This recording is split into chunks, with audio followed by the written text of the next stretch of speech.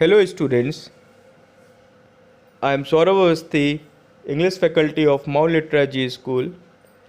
So in my previous video, I just gave you the introduction as well as the first part of the chapter related to Evelyn Glennie was discussed.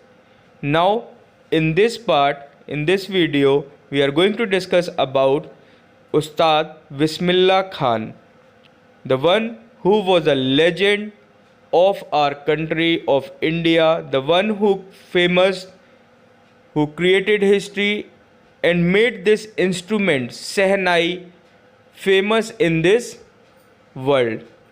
So let's study about him. So let's begin with the chapter now.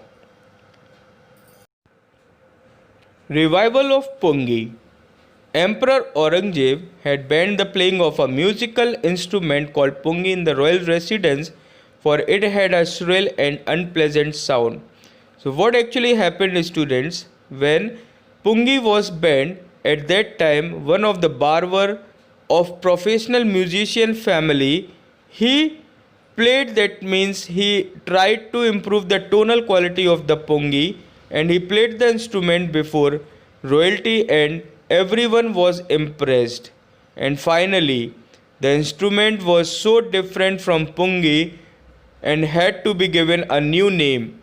As the story goes, since it was first played in the Shah's chambers and was played by a Nai, the one who is known as barber, and finally the instrument was given a name Seh plus Nai, that means Sehnai. And now playing Sehnai for the world. The sound of the Sehnai began to be considered auspicious, and for this reason it is still played in temples and is an indispensable component of any North Indian wedding. So in the past, the Sehnai was part of the Naubat. Naubat means here a traditional group, that means an orchestra of royal court where 9 instruments were found. So here like this, that means this instrument was given a chance to be a part of the Naubat. And now Bismillah Khan is the name who introduced the world to the melody of Indian classical music. So therefore, students, the credit for bringing this instrument onto the classical stage goes to Ustad Bismillah Khan. Okay, Bismillah Khan, who took this music early in life. Born on 21st March 1916, Bismillah Khan belongs to a well-known family of musicians from Bihar. And here his grandfather Rasul Baksh Khan, his father Paigambar Baksh, and other parental ancestors were also great Sehnai players. At the age of 3, when his mother took him to his maternal uncle's house in Banaras, and which is now known as Varanasi, Bismillah was fascinated watching his uncle practicing the Sehnai.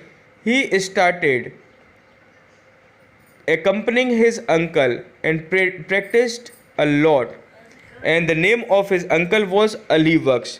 And finally he started, that means learning to play Sehnai, and while sitting at the riverside of Ganga, he kept on practicing for throughout the hours, that means from hours to hours he kept on practicing, and finally he learned number of rags, and he created also many rags in the musical world. Now the time came when his skill was recognized by everyone. With the opening of the All India Radio in Lucknow in 1938 came Bismillah Khan's big break.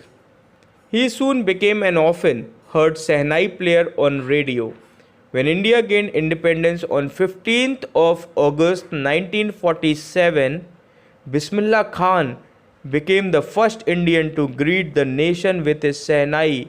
He poured his heart out into Rag Kafi from the Red Fort to an audience which included Mahatma Gandhi and the most famous personality, Pandit Jawaharlal Nehru.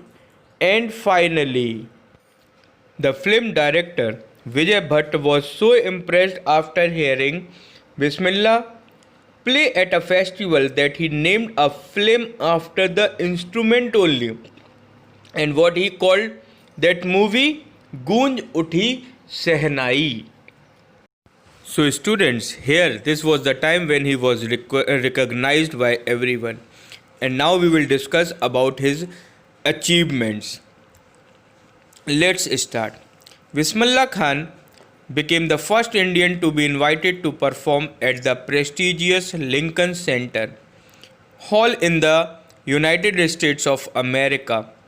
He also took part in the World Exposition in Montreal, in the Cannes Art Festival, and in the Osaka Trade Fair.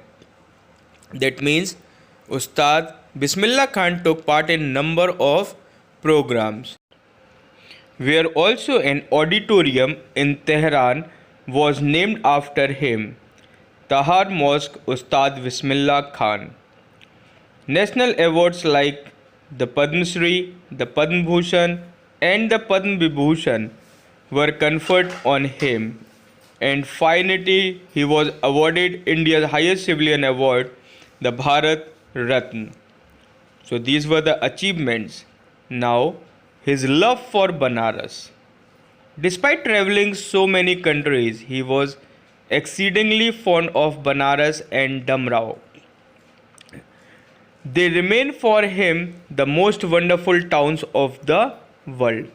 A student of his once wanted him to head a Sehnai school in the USA, and the student promised to recreate the atmosphere of Banaras by replicating the temples there. But Khan Sahib was of different thinking. He said and asked to his student that you will replicate all the temples, but from where you are going to bring holy river Ganga to this place. So his love and gratitude towards Banaras shows this that he was fond of his hometown and of his love, that means which we can see towards his home. So moreover, despite many opportunities, Bismillah Khan never left his hometown Varanasi. He dedicated his life to music and passed away in 2006. And finally, this legend left us alone here in this world. So now, finally, the message of this story. Bismillah Khan dedicated his life to Sehnai music. He was hard-working and sincere in his efforts. He was not attracted to outward show that the movie world offered him. Ustad Bismillah Khan's life is a perfect example of the rich cultural heritage of India, one that effortlessly accepts that a devout Muslim like him can very naturally play the Sehnai every morning at the Kashi Vishwanath temple. He loved his own classical music that had come from the solitude gained on banks of Ganga. So my dear students, though he often went abroad, he always came back to India because he wanted every Indian to cherish its cultural heritage. And he also asked to his people of his country to learn Sehnai or to learn music because it is the part of our cultural heritage. So like this, finally Bismillah Khan made himself to be a legend and was a gem of our country, and finally he left us behind in this musical world. So this was all about the second part of the chapter, The Sound of Music. where we have gone through about Ustad Bismillah Khan, the second part. Now we will meet again with another chapter in the next video. Till then, stay safe, stay at home. Thank you so much.